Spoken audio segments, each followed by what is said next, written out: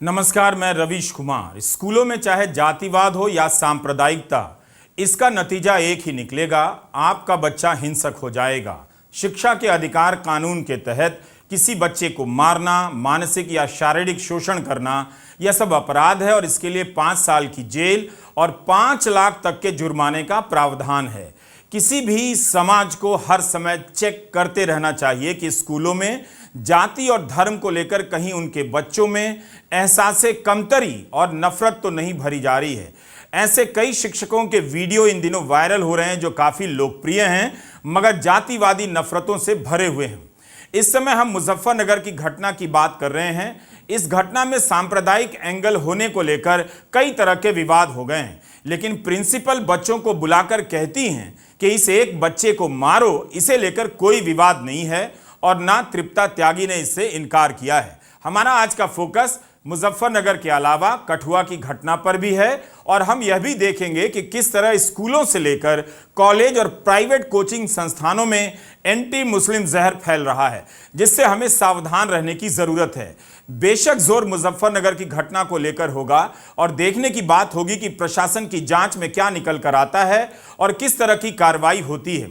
इस घटना पर राज्य सरकार और समाज की परीक्षा है। समाज किस तरह की कार्रवाई की मांग करता है और सरकार किस तरह के एक्शन लेती है। रिजल्ट हम जानते हैं, फिर भी परीक्षा का भ्रम बना रहना चाहिए। इस बीच मुजफ्फरनगर पुलिस ने विष्णुदत्त नाम के एक शख्स की शिकायत पर एफआईआर कर दी है, ऑल्ट न्यूज के मोहम्मद जुबैर के खिलाफ। अगर यह वीडियो वायरल नहीं होता तो आप ही बताइए यह घटना कैसे सामने आती और क्या प्रशासन इतनी तेजी से कार्रवाई करता। मगर पहचान उजागर करने के लिए मोहम्मद जुबैर के खिलाफ एफआईआर कर दी गई है। क्विंट से बातचीत में जुबैर ने कहा है कि मैंने वीडियो पोस्ट किया था, लेकिन कुछ देर में ही एनसीपीसीआर के प्रियंक कानूनगो ने कहा कि मैं वीडियो डिलीट करने की गुजारिश करता हूं क्योंकि इसमें बच्चे की पहचान का मामला है। इसके बाद मैंने वीडियो डिलीट करके स्क्रीनशॉट लगा दिया जिसमें बच्चे की फोटो नहीं दिख रही है। मुझे अब तक यही पता है कि मेरे अलावा और किसी पर एफआईआर नहीं हुई है। इससे दिखता है कि ये क्या करना चाह रहे हैं। मैं लीगल ओपिनियन ले रहा हूं कि इस मामले पर आगे क्या करना है। ऐसा लगता है कि अब जुबैर को बलि का बकरा बनाया जाएगा। अमर उजाला ने जुबैर के बारे में कथित मीडिया कर्मी शब्द लिखा है। ये कथित मीडिया कर्मी क्या होता है? मोहम्मद जुबैर ने अनेकों नफरती वीडियो का पर्दाफाश किया है और नफरत को फैलने से रोका है। यही नहीं, बीजेपी के खिलाफ कई झूठे वीडियो की सच्चाई भी सामने लाई है और इस तरह से उन्होंने मीडिया कर्मी होने का कर्तव्य पालन किया है, दिखाया है। लेकिन अमर उजाला उन्हें कथित मीडिया कर्मी लिख रहा है। यह मामला अब कैसे सुलझाया जा रहा है सबके सामने है। इसे लेकर केवल प्रतिक्रिया लिखने वाले कई पत्रकारों के उस ट्वीट को प्रतिबंधित भी कर दिया गया। रोहिणी सिंह, गार्गी रावत और राजनेता उर्मिला मारतोंडकर के ट्वीट प्रतिबंधित कर दिए गए। ऐसा सरकार के आदेश के बाद किया गया। तो बात केवल पहचान उजागर करने की नहीं है, इसे लेकर लिखने की भी है और फोटो साझा नहीं करने पर भी उन्हें दंडित किया गया। यूट्यूब चैनल 4 PM के संपादक संजय शर्मा ने ट्वीट किया है कि यूपी में मासूम बच्चों को पीटने वाली टीचर की एफआईआर देने को कोई तैयार नहीं है। यह भी नहीं पता चल पाया कि एफआईआर हुई भी है या नहीं। हुई है तो किन धाराओं में, मगर ऑल्ट न्यूज के पत्रकार मोहम्मद जुबैर पर एफआईआर कर दी गई है। वाह रही सरकार। इंडियन एक्सप्रेस की जिज्ञासा सिन्हा ने अपनी रिपोर्ट में लिखा है कि लड़के के बयान और उसके पिता की शिकायत के आधार पर शिक्षिका तृप्ता त्यागी के खिलाफ आईपीसी की धारा 323 और 504 के तहत एफआईआर दर्ज की गई है। हम अपने वीडियो में रोहित के बनाए एनिमेशन का सहारा ले रहे हैं ताकि इस घटना को ठीक से आपके सामने रख सकें। यह घटना 24 अगस्त की है। 25 अगस्त को यह वायरल होता है जब पत्रकार राजीव प्रताप सैनी को यह वीडियो मिलता है। तब से लेकर 28 अगस्त के बीच इस घटना को लेकर कई सारे बयान आ चुके हैं और बयान बदल चुके हैं। मुस्लिम बच्चे के परिवार से मिलने और समझाने की कई घटनाएं सामने आ गई हैं। शुरुआत में उस वीडियो की बात करते हैं जिसे लेकर कई सारे सवाल उठाए जा रहे हैं। हम मुजफ्फरनगर की घटना के संदर्भ में बच्चों की तस्वीर नहीं दिखा सकते, नाम भी नहीं ले सकते, यह अपराध है, इसलिए एनिमेशन का सहारा ले रहे हैं। वैसे जब किसान नेता उन बच्चों को मिलाने गए तो बाल आयोग की चेतावनी के बाद भी उस वीडियो को वायरल किया गया और मीडिया के सामने दोनों बच्चों को सामने लाया गया। उनके खिलाफ भी क्या कार्रवाई होगी, जिसमें दोनों बच्चों का चेहरा साफ साफ दिख रहा है, वहां मौजूद समाज के लोग देख रहे हैं। मुजफ्फरनगर के मंसूरपुर थाना के पास खुब्बापुर गांव में यह स्कूल है, जहां की टीचर और प्रिंसिपल तृप्ता त्यागी अपनी क्लास के 3 बच्चों को एक एक कर बुलाती हैं। बच्चे आते हैं और 8 साल के एक मुस्लिम छात्र को थप्पड़ मारते हैं। बच्चे टीचर के कहने पर ऐसा करते हैं। जब बच्चे धीरे से थप्पड़ मारते हैं तो टीचर जोर से थप्पड़ मारने के लिए कहती हैं। वीडियो में तृप्ता त्यागी कह रही हैं कि जितने भी मोहम्मदन बच्चे हैं इनकी मां चली जाओ।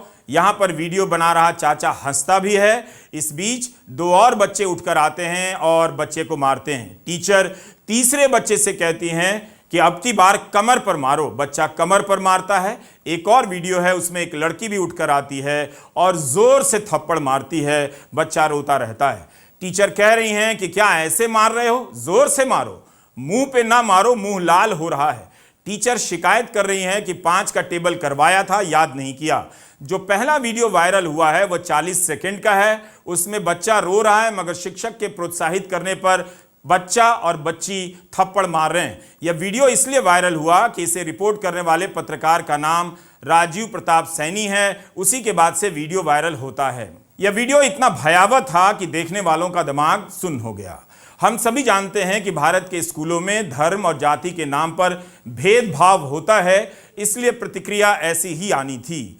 आए दिन दलित छात्रों के साथ ऐसी क्रूरता की खबरें हमारे सामने से गुजरती हैं। ऐसी खबरें अखबारों में छपकर रह जाती हैं और कई बार जाति के नाम पर मास्टर इतना पीट देता है कि दलित बच्चा मर ही जाता है।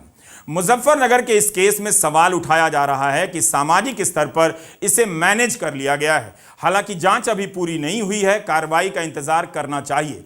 धर्म के एंगल को खारिज कर दिया जा रहा है, विवादित कर दिया गया है, मगर मारने की घटना से कोई इनकार नहीं। बच्चों पर इसका बुरा असर पड़ना तय है। जिस बच्चे को मारा गया उसके आत्मविश्वास पर क्या असर पड़ेगा, और जिन बच्चों को मारने के लिए कहा गया उनके भीतर इसी तरह किसी को भी मारने का दुस्साहस पैदा हो जाएगा। हालांकि हम देखते हैं कि बच्चों की सुरक्षा के लिए कई तरह के नियम कानून बनाए गए हैं, जैसे कि राइट टू एजुकेशन का नियम भी है और जुवेनाइल जस्टिस एक्ट भी है, जिनके अंदर ऐसी धाराएं हैं जिसके तहत 10 साल तक की सज़ा के प्रावधान भी हैं। लेकिन फिर भी हम देखते हैं कि स्कूलों में बच्चों के साथ अक्सर शिक्षकों और कुछ मामलों में प्राचार्यों वगैरह के द्वारा भी इस तरह के मानसिक या शारीरिक प्रताड़ना के केसेस सामने आते हैं।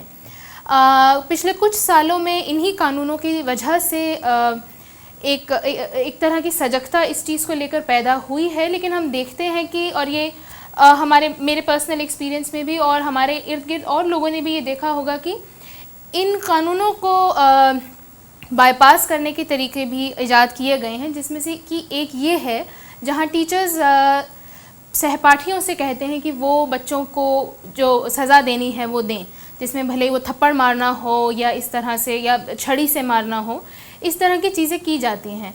अगर हम कानूनी मसलों को एक तरफ रख दें तो भी यहाँ पर ये सोचने की ज़रूरत है कि इस तरह से जब एक शिक्षक एक ही क्लास में बैठे बच्चों को एक दूसरे के ऊपर हाथ उठाने के लिए कह रहा है तो वो खुद तो कानून को बाईपास कर रहा है, मगर इसका उन बच्चों के ऊपर क्या असर पड़ रहा है। ये बच्चे अक्सर एक दूसरे के साथ एक दूसरे के मोहल्लों में बड़े हो रहे हैं।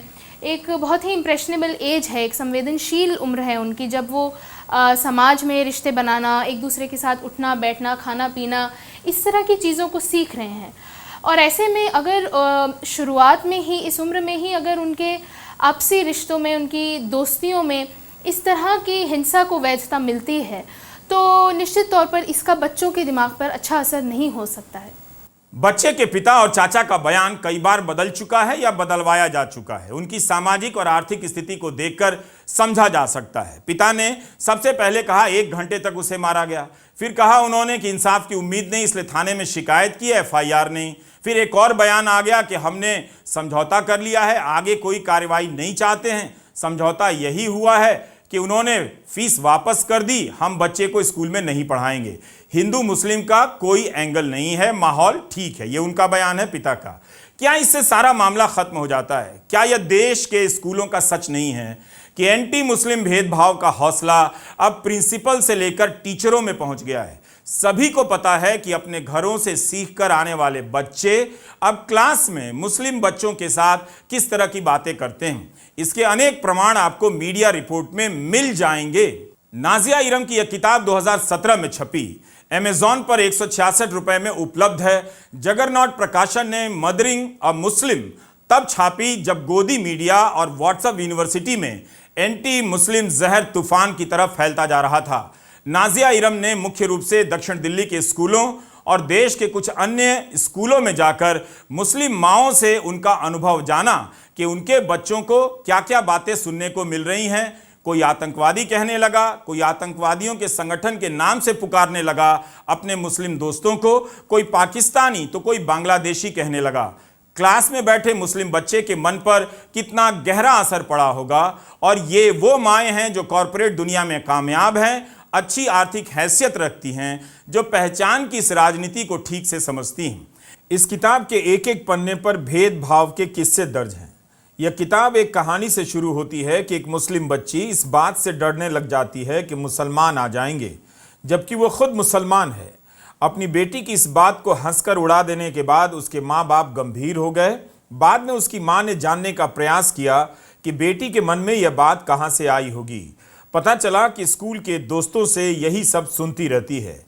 इसके बाद नाजिया इरम कुछ अन्य मुस्लिम माओं से बात करती हैं और दक्षिण दिल्ली के स्कूलों में किस तरह से एंटी मुस्लिम बातें आम हो जाती हैं उन्हें लेकर एक किताब बना देती हैं। 2017-18 में आई इस किताब को अगस्त 2023 में पलटने की बहुत ज़रूरत है। हमने नाजिया इरम से उनकी किताब में दर्ज अनुभवों के बारे में पूछा। It was very disturbing because almost 85% of the people I spoke to said that their children had been bullied on the lines of religion. उनको मारपीट हुई उनके साथ बुलिंग हुई है या उनको ऑस्ट्रेसाइज किया गया है उनके मुसलमान होने के लिए। ये बहुत ही परेशान करने वाले वाक़या मेरे साथ शेयर किए गए हैं जो मैंने किताब में डाल लिखे हैं। फ्रॉम एज यंग एज 5 साल, मतलब 5 साल में आप और मैं तो शायद जानते भी नहीं थे कि हमारे रिलीजन क्या है या हिंदू क्या होता है, मुसलमान क्या होता है। लेकिन आज बच्चे स्कूलों में एक दूसरे को बोल रहे हैं कि क्या तुम मुसलमान हो। मेरे माँ बाप ने बोला है तुमसे मुसलमानों से नहीं बात करने के लिए। They start hitting each other and छोटे होते हैं तो फिर भी कंप्लेन हो जाती है। वो आके अपने माँ बाप से जब पूछते हैं कि क्या मैं टेररिस्ट हूँ या क्या मैं पाकिस्तानी हूँ तो parents take it up with the school. लेकिन जैसे से ये बड़े होते हैं आई एम अफ्रेड रवीश कि ये डॉक्यूमेंट भी नहीं हो पा रहा है because you know teens, hormones, egos, they all come into play. And as they grow up, they refuse to even complain anymore. वो अकेले ही लड़ रहे हैं इन सब चीज़ों से। मतलब बुलिंग तो होती है, right, from the colour of your skin to how. इसमें एक चीज़ गौर करने की बात है कि जब मैंने ये 125 स्टोरीज को एक साथ लिखा तो मुझे बहुत क्लियर पैटर्न एंड पैरल्स दिखे रवीश।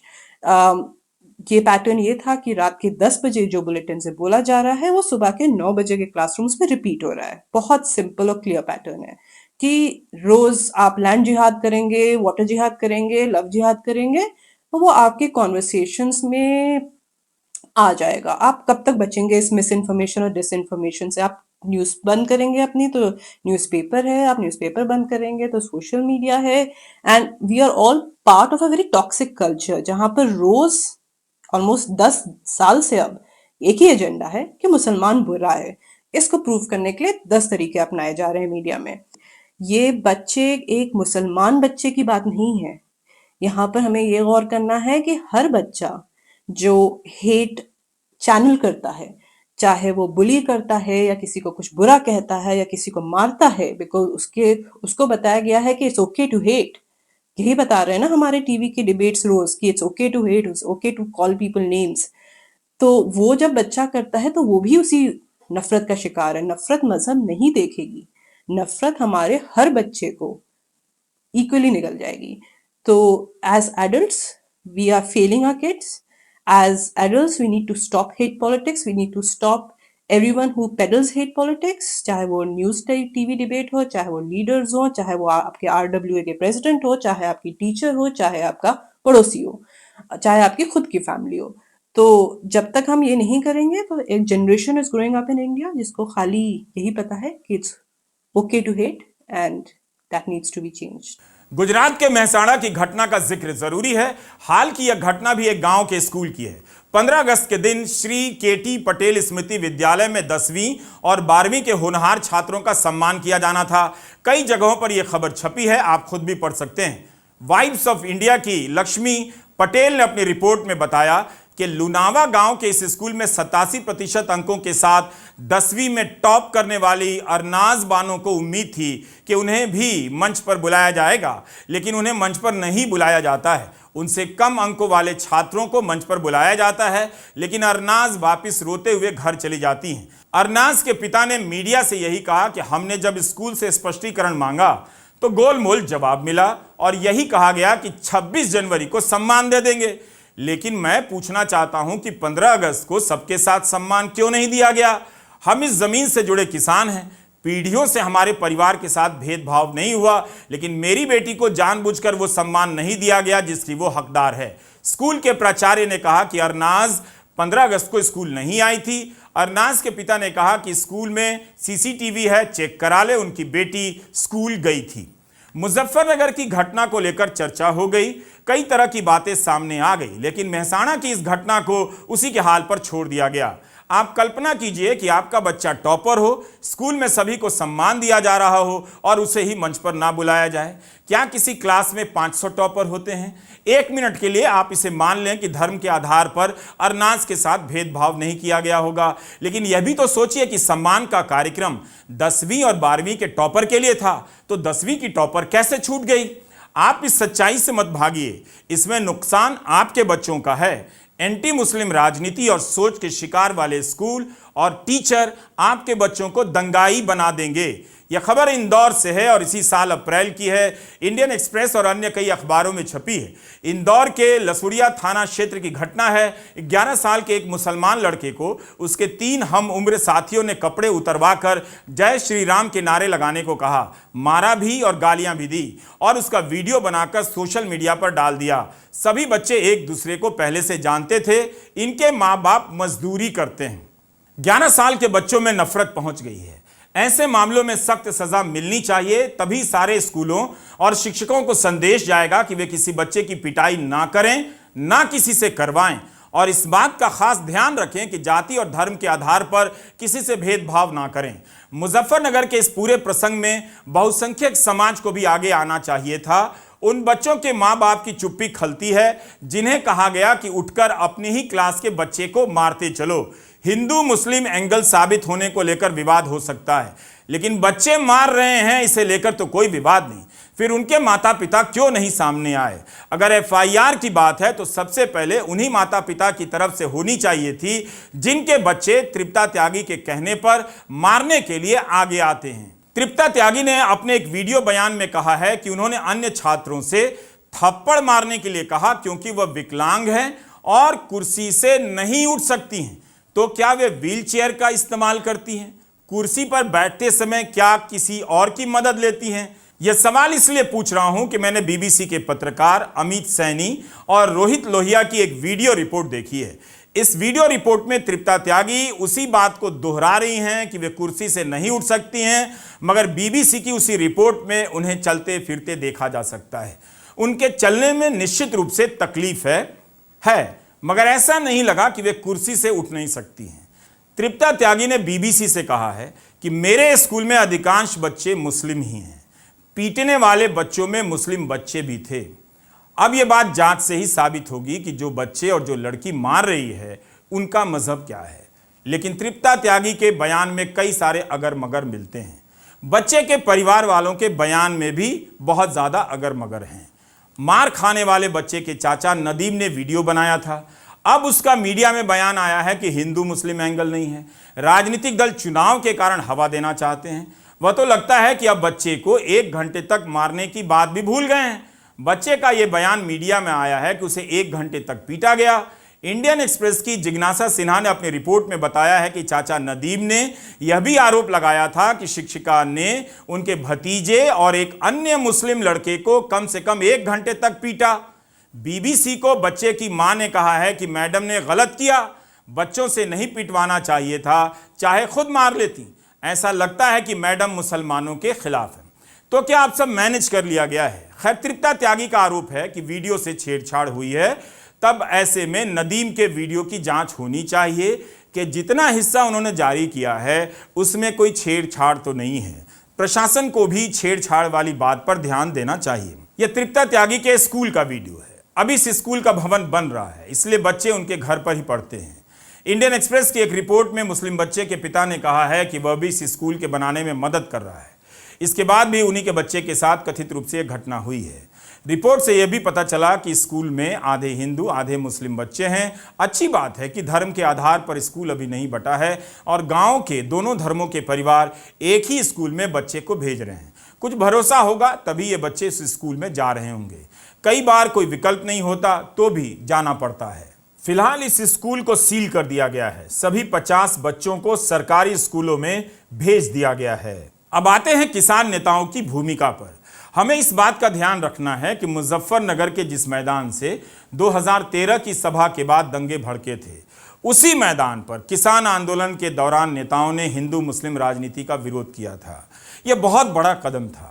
राकेश टिकैत ने तब कहा था कि इस तरह की सरकारें अगर देश में होंगी तो ये दंगे करवाने का काम करेंगी। जब टिकैत साहब थे तब हर हर महादेव अल्लाहू अकबर के नारे इसी धरती से लगते थे। ये नारे हमेशा लगते रहेंगे। यहाँ दंगा नहीं होगा, ये तोड़ने का काम करेंगे, हम जोड़ने का काम करेंगे। इसके बाद दोनों धार्मिक नारे लगाते हैं। लेकिन अब नरेश टिकैत की भूमिका को लेकर सवाल उठ रहे हैं, इसलिए उनकी जिम्मेदारी बनती है कि वे इस मामले को ठीक से साफ करें। इन बच्चों को गले मिलाना तो अच्छी बात थी, लेकिन इनके मन में तो कोई नफरत नहीं थी। बच्चा खुद से उठकर मारने नहीं गया था और वीडियो में तो कई बच्चे मार रहे थे, एक लड़की भी है। हम इनका चेहरा नहीं दिखा रहे हैं, मगर इनके चेहरे के साथ वीडियो वायरल किया गया। जब किसान नेता खुद कह रहे हैं कि मुस्लिम एंगल नहीं है तो फिर गले मिलाने की ज़रूरत क्यों पड़ी? मीडिया और पूरे समाज के सामने इन बच्चों को क्यों लाया गया? क्या उन्होंने इनकी पहचान उजागर नहीं की? क्या उनके खिलाफ भी FIR होगी? क्या इस मामले को अब मैनेज किया जा रहा है? किसान नेता नरेश टिकैत का बयान है कि हमारी इतनी भी नहीं चलती कि FIR कैंसिल नहीं करा सकते। टिकैत को उस प्रशासन पर इतना भरोसा कैसे हो गया जो इनके कहने पर FIR कैंसिल कर दे? क्या टिकैत किसी के इशारे पर यह सब काम कर रहे थे? क्या किसान नेता यह समझ रहे थे कि अगर केस मुकदमा और सज़ा तक बात पहुंची तो मामला तूल पकड़ लेगा और किसी और का पलड़ा भारी हो जाएगा, राजनीतिक लाभ उठा लेगा और मामला उनके हाथ से निकल जाएगा? मुजफ्फरनगर से बीजेपी सांसद और केंद्रीय पशुपालन और डेयरी राज्य मंत्री संजीव बलियान बच्चे के परिवार से मिलने जाते हैं और तृप्ता त्यागी से भी। उनकी इस तस्वीर से यही लगता है कि मामला मैनेज हो गया है और वे तृप्ता त्यागी के साथ हैं। जाहिर है इसके जरिए वे उस त्यागी समाज को संदेश दे रहे होंगे जो नोएडा प्रकरण में, ओमेक्स ग्रैंड सोसाइटी प्रकरण में श्रीकांत त्यागी के कारण बीजेपी के खिलाफ नारेबाजी करने लगा था। स्थानीय स्तर पर और गांव के स्तर पर कई तरह की मजबूरियां और बंदिशें होती हैं, उन्हें भी समझा जाना चाहिए। दबाव भी होते हैं, मगर संजीव बलियान की सक्रियता से नहीं लगता कि यह केवल व्यवहारिक और मजबूरियों का मामला है। यह सवाल भी पूछा जा रहा है कि अगर ठीक इसी तरह के प्रकरण में शिक्षक मुसलमान होता तो सबकी प्रतिक्रिया क्या इसी तरह से होती? क्या संजीव बलियान मुस्लिम शिक्षक के साथ इस तरह से बैठकर फोटो खिंचाते जैसे तृप्ता त्यागी के साथ खिंचा रहे हैं? नरेश टिकैत भी क्या यही करते जो तृप्ता त्यागी के लिए किया? मीडिया रिपोर्ट में यह बात आ रही है कि इस मामले को मैनेज कर लिया गया है। इंडियन एक्सप्रेस की जिज्ञासा सिन्हा की रिपोर्ट में इसकी झलक मिल जाती है कि कैसे इस केस को हर तरह से मैनेज किया गया है।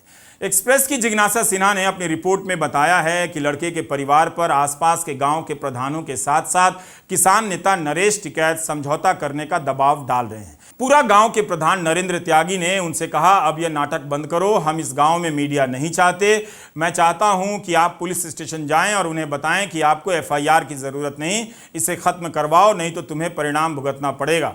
बाद में पिता ने इंडियन एक्सप्रेस को बताया कि वो शिक्षिका के खिलाफ कार्रवाई नहीं चाहते हैं और इस मामले पर सभी के ध्यान के कारण डरे हुए हैं। किसान नेता नरेश टिकैत ने पिता से मिलकर समझौता करने और FIR को ख़त्म करने के लिए कहा है। इस तरह की रिपोर्टें छपी हैं। अगर ऐसा है तो इससे बुरा कुछ नहीं हो सकता। इस मामले में तृप्ता त्यागी की तरफ से मुस्लिम परिवार को लेकर मुस्लिम परिवार की तरफ से तृप्ता त्यागी को लेकर अब इतना कुछ बोल दिया गया है कि अब बातें केवल घूमती रह जाएंगी और मूल बात को नज़रों से गायब कर दिया जाएगा। इस तरह पहले भी कई मामलों में किया गया है और मैनेज किया जाता है। इस घटना के कारण उन किसान नेताओं की मेहनत पर पानी फिरता दिख रहा है जो दिन रात हरियाणा के गाँव में पंचायतें कर हिंदू बनाम मुस्लिम की राजनीति के खिलाफ लोगों को एकजुट कर रहे हैं।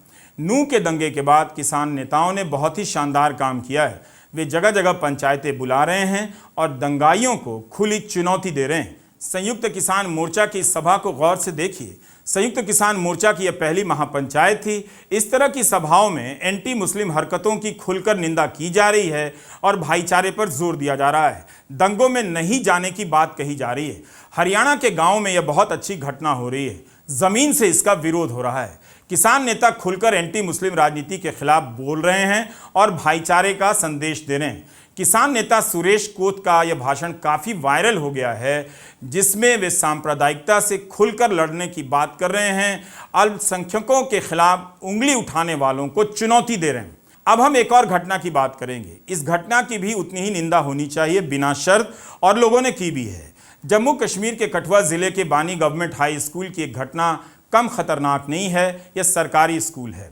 इसके प्राचार्य मोहम्मद हाफिज पर कथित रूप से आरोप है कि इन्होंने ब्लैक बोर्ड पर जय श्री राम लिखने वाले छात्र को इतना पीट दिया कि उसे अस्पताल में भर्ती कराना पड़ा। बच्चा गंभीर हालत में बताया जाता है। मोहम्मद हाफिज ने पीटा है, यही अपने आप में सजा के लिए काफ़ी है। और अगर धर्म के आधार पर पीटा है तो उसके लिए भी अलग प्रावधानों में सजा मिलनी चाहिए। टाइम्स ऑफ इंडिया में मारने वाले मोहम्मद हाफिज का कोई बयान और पक्ष नहीं है।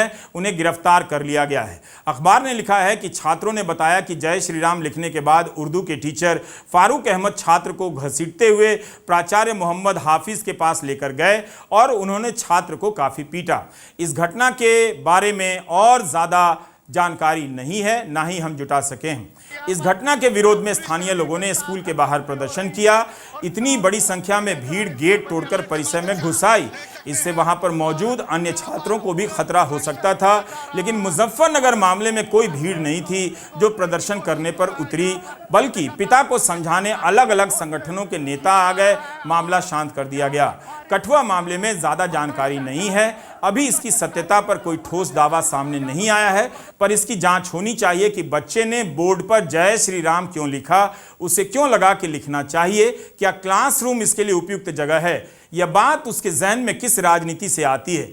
हमने इस स्लोगन का क्या किया? इस नारे को बुलवाने की राजनीति को हम अनदेखा नहीं कर सकते। मगर इसका मतलब कतई नहीं कि प्राचार्य को अधिकार है कि उसे पीट दें। हमारे सामने एक मौका है कि तृप्ता त्यागी, मोहम्मद हाफिज और फारूक अहमद के खिलाफ कड़ी कार्रवाई हो और स्कूलों को संदेश भेजा जाए कि सांप्रदायिकता से दूर रहें। बच्चों को पीटना आपका अधिकार नहीं है। प्रशासन ने इस मामले की जांच के लिए 3 सदस्यों की समिति बना दी है। 2 दिनों के भीतर रिपोर्ट आ जाएगी, तभी सारी बातें सामने आएगी कि मामला क्या था। तब तक हमें इंतज़ार करना चाहिए। इस घटना के खिलाफ कई जगहों पर जम्मू डिवीज़न में प्रदर्शन हुए हैं। मुजफ्फरनगर में मेल मिलाप और कथित रूप से मैनेज कराया गया। यह भी अंतर है और इसे रेखांकित करना चाहिए। इसकी रिपोर्टिंग हुई है कि जम्मू में इस घटना के खिलाफ प्रदर्शन हुए हैं। ज़रा इसकी भी रिपोर्टिंग खोजिए कि स्मार्ट मीटर लगाने के विरोध में और जम्मू पठानकोट हाईवे से टोल नाका हटाने को लेकर शनिवार को जम्मू डिवीज़न में बंद का आह्वान किया गया और कई बड़े बाज़ार पूरी तरह से ठप रहे। क्या ये खबर किसी चैनल पर आपने देखी? बहरहाल तृप्ता त्यागी इंटरव्यू दे रही हैं और मोहम्मद हाफिज़ और फारूक अहमद जेल में हैं, जबकि किसी को राहत नहीं मिलनी चाहिए। टाइम्स ऑफ इंडिया ने लिखा है कि मार्च 2022 में जम्मू के किश्तवाड़ के एक सरकारी स्कूल की कुछ लड़कियों ने आरोप लगाया कि राष्ट्रगान के बाद भारत माता की जय के नारे लगाने के लिए उन्हें धमकियां दी गईं। राजस्थान कोटा की एक घटना का जिक्र करना चाहता हूं। इसी साल जून की घटना है। एक कोचिंग सेंटर में मुस्लिम बच्चे नमाज पढ़ रहे थे। वहां पर बहुत सारे हिंदू बच्चे जमा हो गए और जय श्री राम का नारा लगाने लग गए। दोनों में कोई संबंध नहीं था। लाखों रुपए लगाकर आप उन्हें पढ़ने भेजते हैं और वहां भी बच्चे इस तरह की राजनीति के शिकार हो रहे हैं। उन्होंने ये सब कहां से सीखा है आप जानते हैं। सांप्रदायिकता की आग स्कूल, कॉलेज, कोचिंग सेंटर में फैल चुकी है। इस खेल में शिक्षकों से लेकर स्कूल का प्रशासन, बच्चे के माँ बाप, दादा दादी, नाना नानी सब शामिल हैं। सबको पता है, कोई अनजान नहीं। आपके बच्चों को परिवार और संस्थानों के द्वारा भविष्य का दंगाई बनाया जा रहा है। वे कब धक्का मुक्की करते हुए, नारे लगाते हुए किसी की जान ले बैठेंगे या कानून तोड़ देंगे पता नहीं, और इसके नाम पर नेता राज करेगा, आप केस लड़ेंगे। अंकिल आंटियों से सावधान रहने का टाइम आ गया है। उन्हें भी नहीं पता कि वे अपने बच्चों के लिए कैसी आग का इंतजाम कर रहे हैं। उन्हीं के लिए हमने व्हाट्सएप अंडरवेयर और बनियान लॉन्च किया है, ताकि अपना लक और दिमाग जंगल में छोड़ाए ऐसे अंकिल लोग व्हाट्सएप अंडरवियर ही पहनकर चलें और चलते हुए नजर आए। नमस्कार, मैं रविश कुमार।